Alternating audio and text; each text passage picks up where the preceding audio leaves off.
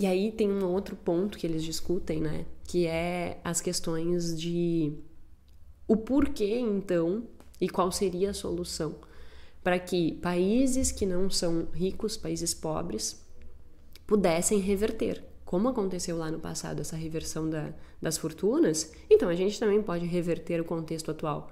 Como fazer isso? E aí, o primeiro ponto que eles defendem é uma democracia forte. Eles dizem que para que exista uma construção de riqueza, precisa existir democracia. Precisa existir liberdade de propriedade, né? Propriedade privada. Precisa existir esta coisa de que... Deixa eu pegar até os pontos bem exatos que eles colocam aqui, né? Me perdi nas minhas folhas, onde é que eu deixei escrito. Aqui, ó. Liberdade econômica fundamental, né? Então precisa existir essa democratização, precisa ter um Estado de direito, ou seja, ser justo, imparcial, transparente, e precisa ter propriedade privada. Eu preciso olhar e pensar assim, bom, se eu produzir, eu sei que o que eu produzir eu tenho liberdade para usar. Pensa quando aconteceu aqui no Brasil,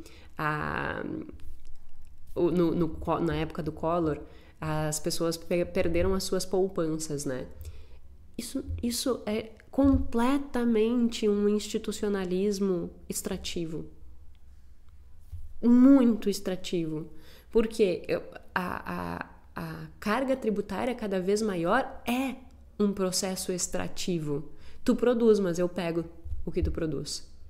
Aí tu começa a olhar e dizer assim, poxa, mas então eu não tenho garantia do que eu produzir eu vou poder usufruir. Então eu não vou produzir? Não vou produzir. E este institucionalismo, ele se mantém até hoje. Exatamente da mesma forma.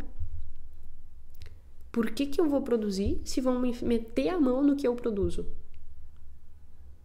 E isso diminui a disponibilidade das pessoas em empreender, a disponibilidade das pessoas criarem prosperidade. Porque elas olham e dizem assim, não vou fazer, vão meter a mão no que eu produzo. E isso nada tem a ver com não ter justiça, no sentido de... então significa que nós temos que defender simplesmente, né, a prosperidade como um todo e que os pobres que se virem lá, sabe? Não tem nada a ver com isso.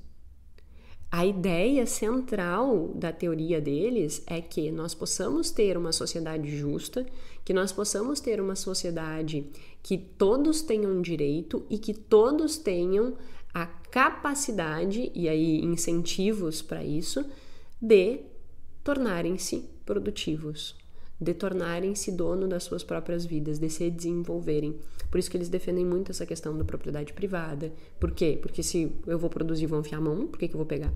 Eles defendem muito essa questão do Estado de direito, direito, né? Que ter esses direitos iguais. Iguais no sentido, assim, que todos tenham, né, possibilidades de acesso de informação e uma economia que ela fosse uma economia efetivamente democrática. Que quando existem elites fortes no poder e que essa elite ela governa o resto todo e extrai da população liberdade, quando ela faz isso, isso é a receita para que o país seja pobre.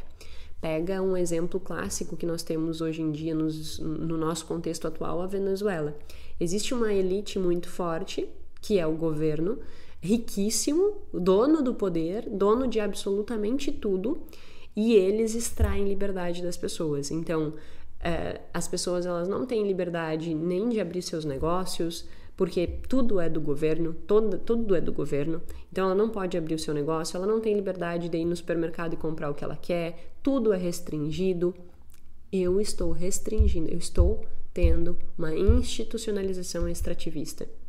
Eu estou extraindo, inclusive, a liberdade dessa pessoa de prosperar. Então essa pessoa, ela vira, como em 1500, um escravo, a serviço dessa elite, que é a elite governamental que manda e desmanda em absolutamente tudo. Então eles dizem que isso é, assim, a chave para a manutenção da pobreza.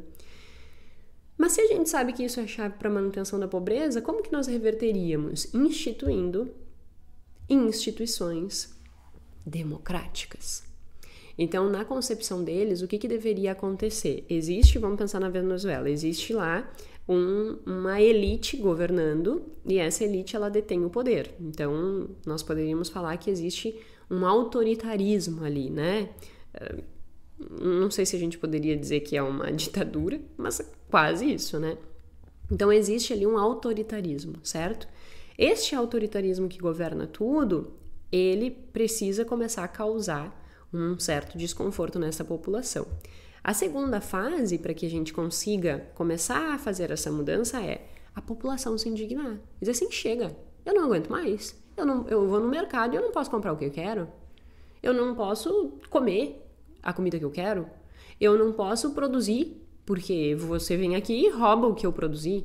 Chega, não quero mais isso. E aí tem uma revolta da população contra essa elite.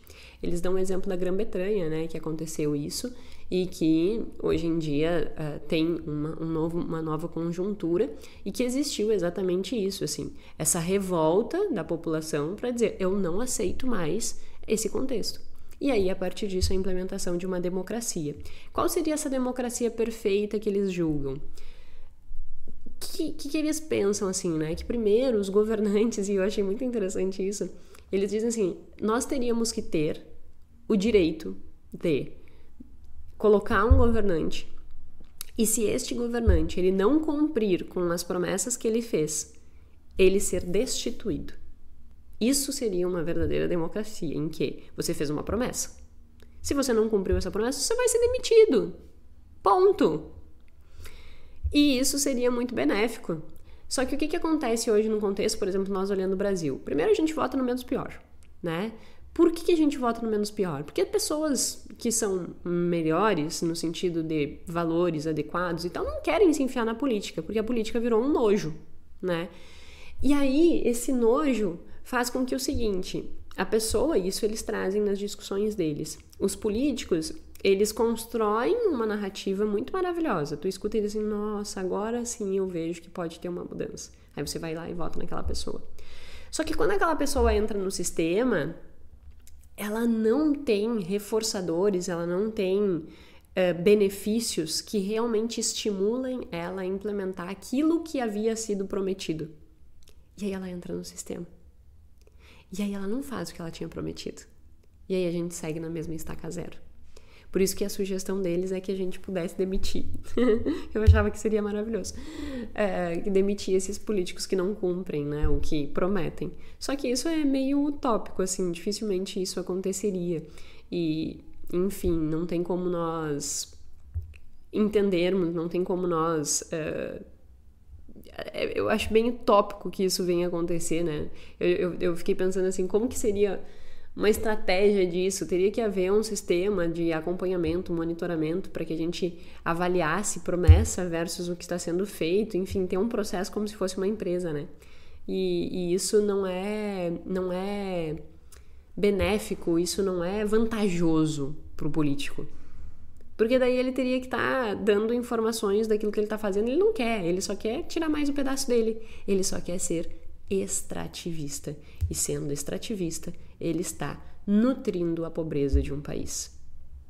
Então, é uma perspectiva bem interessante, né? Que eles trazem que existe esse conflito entre o que a sociedade precisaria ter em termos de instituições que nutrissem essa perspectiva de desenvolvimento, de crescimento, de propriedade privada, paralelamente com um governo que também incentivasse isso. Só que o que acontece é que no momento que o político cai lá, ele não tem incentivo para deixar de extrair da população. Ele quer seguir extraindo da população. E aí isso vai mantendo os países pobres.